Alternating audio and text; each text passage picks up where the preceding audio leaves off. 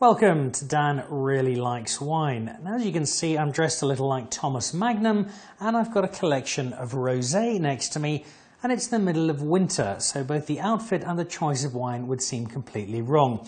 Well, there's a good reason for both. As you might know from previous episodes of the show, my wife is Greek, and we're headed off to the Greek islands next week to go and celebrate my son's christening, and then put feet up and enjoy some Greek sunshine. And I'm planning to take some wine with me to enjoy in the Mediterranean. So I need an appropriate outfit, and I also need some wine to go with it.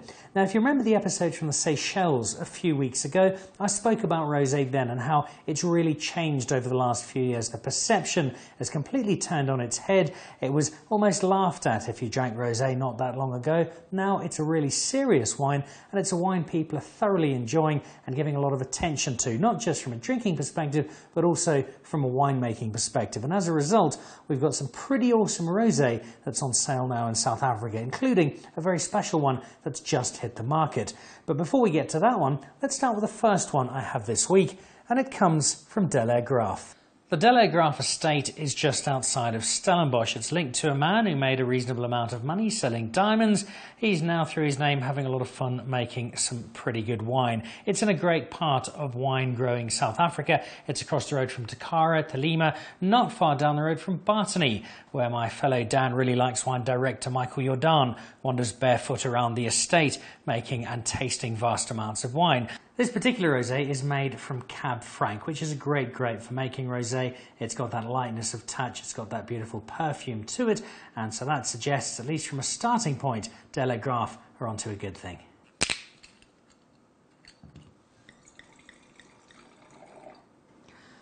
So the eye-catching part of a rosé is always the colour, and whether you go for a light pink or a salmon or a baby peach or an apricot, you're always heading in the same sort of direction. In summer, it's just a beautiful colour. It often catches the light if you're out on a deck or sitting on the beach, and that's your first port of call. It just looks like it's a summer drink. So for me, heading off to the Mediterranean, this is absolutely perfect. And if you've spent time on the beach in the Mediterranean over the last few years, or at restaurants by the sea, then you're seeing plenty of rosé. In terms of what you're drinking, well, this is from a Cab Franc, so you should get some of that same perfume, some of that very light Cab Franc feel to it. Just not watered down, because that makes it sound a little less than it is, but a wine that's just lighter on the palate, easier to drink, and perfect to throw back by the glass as you sit in the Greek sunshine.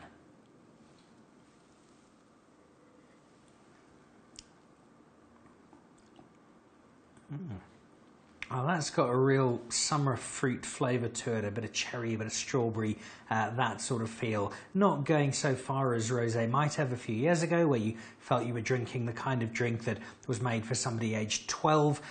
Instead, it's a wine that's certainly a lot more grown up, but it's not taking itself too seriously. It's got a nice feel to it, it's nothing too complicated, and it really would make a good start to a summer's day. From Stellenbosch to a very unlikely wine-growing region. Stellenbosch is famous as it gets in South Africa. Plettenberg Bay, most certainly not. This is wine of origin Plettenberg Bay. I think it's the only wine of origin Plettenberg Bay. I've certainly not encountered another one. And this is Plettenvale. They don't make too much wine, and this is the one that I've encountered on a number of occasions, not by accident. Derek Watts, the towering host of Carte Blanche, who strikes fear into the hearts of South Africa every Sunday night, is related or good friends with the owner, and so his wife Belinda, the former lingerie model, has brought this round to lunch on occasion, and it's one that they're really proud of. Now, Plettenberg is the summer destination for South Africa. If you want to meet anybody you know from Sandton, you just need to be in Plet from mid-December to mid-January and stand in the queue outside Woolworths. You're bound to bump into them.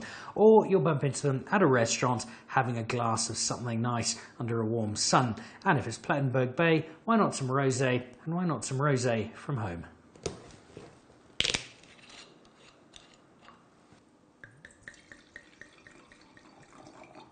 Now this one, as you can see, has got slightly different colour. It's more of a marmalade, could almost pass at certain angles as being a brandy or a cognac, just based on colour.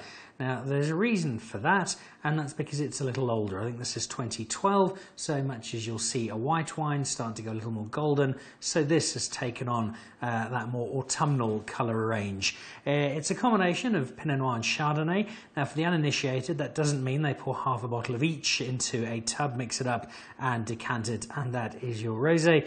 It just means those are the grapes that have come in to make this particular wine. And it's one that I've been looking forward to drinking for a while, because although I've had some of it sitting in my cellar, I haven't actually tried it until now.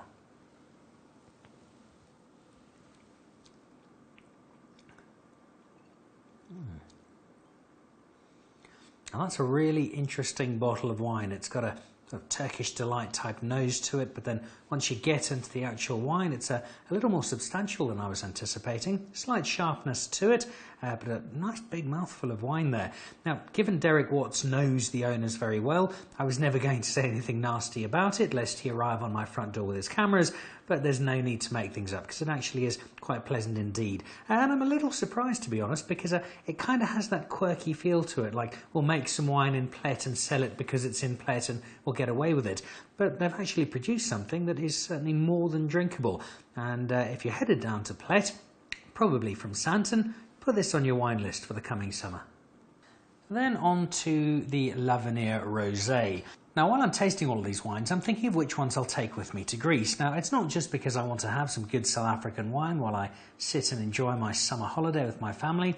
It's also because there's going to be some Grecian competition. The Hellenics do make wine, and it's actually pretty good. I've been to a wine farm, wine estate, wine cellar, and the island of Santorini, drank some very nice white wine.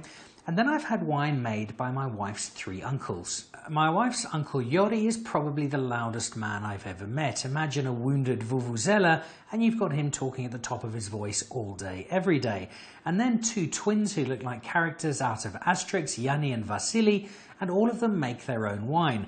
Now, the first time I tried Yori's wine, he fished it out of a blue plastic oil drum from his garage using a Fanta bottle, and I was very worried about what I was going to drink.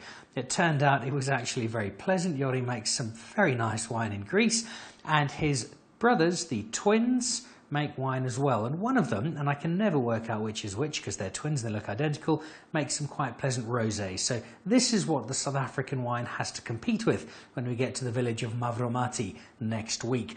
And this is one that I think will probably do South Africa very proud indeed. The packaging is awesome. It looks like it could be a high-end spirits bottle, maybe some craft vodka or something similar. Instead, it's a very nicely packaged bottle of rosé. The labelling is very simple, very postmodern, nice swirl, and the Glen Rosé certainly looks like it should do the business at about 200 rand a bottle. It's also suggesting that it's backing itself, so let's see how good it really is.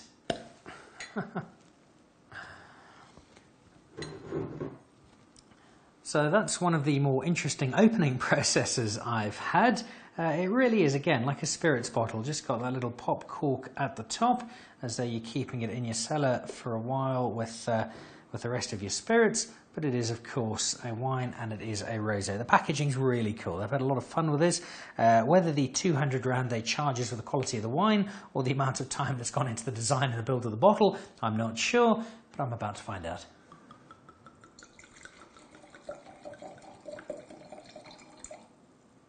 So we've been through the range of possible colours. Is it salmon? Is it light salmon? Is it off pink? Is it muted apricot? This reminds me of Donald Trump's skin colour, which is not really something that leads you to having a great appetite, but I think it strikes the palate quite well, and that would be colour palette as opposed to taste palette. So the colour looks good, the bottle looks awesome. How's the wine?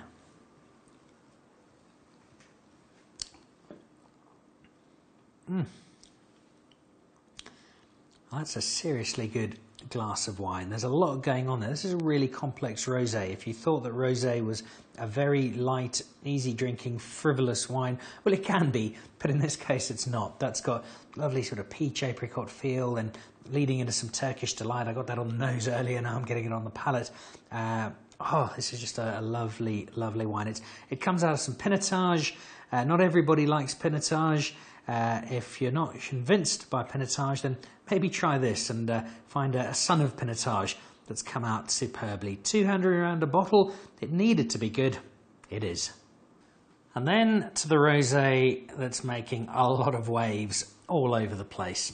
This is from the Anthonij Rupert stable, and this has had the hand of Johan himself guiding it. Johan's been working with his team for about 2 years now, wanting to create a great South African rosé and a category of rosé that is distinctly South African. There are not many people I know who are more patriotic or proudly South African than Johan, and he got his team together and he looked at where do they make fabulous rosé, and it's the Whispering Angel and the French rosés that have such high esteem around the world. So the team got 20 of the very best together, tasted them all, decided what they wanted to try and look at as their guideline for a great rosé. And it was the Whispering Angel, which I've mentioned earlier today, mentioned on our Seychelles show a few weeks ago, that came out as being one of the big ones. And that's in the Mirabelle, the one that Angelina and Brad did own together. I'm not sure who's got it now, but between the two of them, they're the two big names in rosé in France, and it's the first of those, the Whispering Angel, that has, I think, given this a lot of inspiration, but it's no copycat. It's a distinctly South African wine. What I do love is the label there, the Cap Provincial rosé, and Cap Provincial has now been registered, knowing Johan to annoy the French, but I think quietly the French will be quite admiring of what the team have come up with here. From the bottle, which is unique, it's a really cool bottle. You'll see the label there, the initials, and that's not Johan Rupert, that's Jean Roy. Which is the name, Jean Roy, the founding French Huguenot, who has done so much to inspire the Franschhoek world when it comes to moving into the wine world. So it just looks fabulous. The colour is magical. The bottle is exceptional. It is north of 300 Rand. That's a lot of money for a bottle of rosé. Is it worth buying? Well, just looking at it, you tend to think, yes, I know how much has gone into this, but ultimately it's when you drink it, do I really feel that it deserves this sort of price tag? So let's investigate.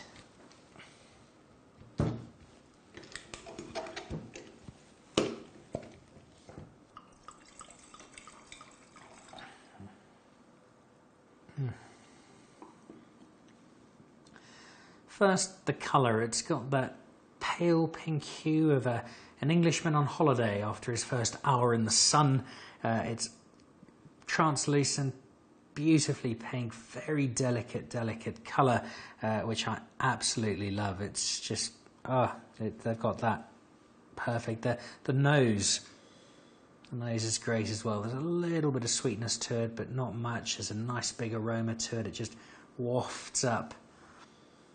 It really is an alluring wine based on just the look, the feel and the nose. And as for the mouth,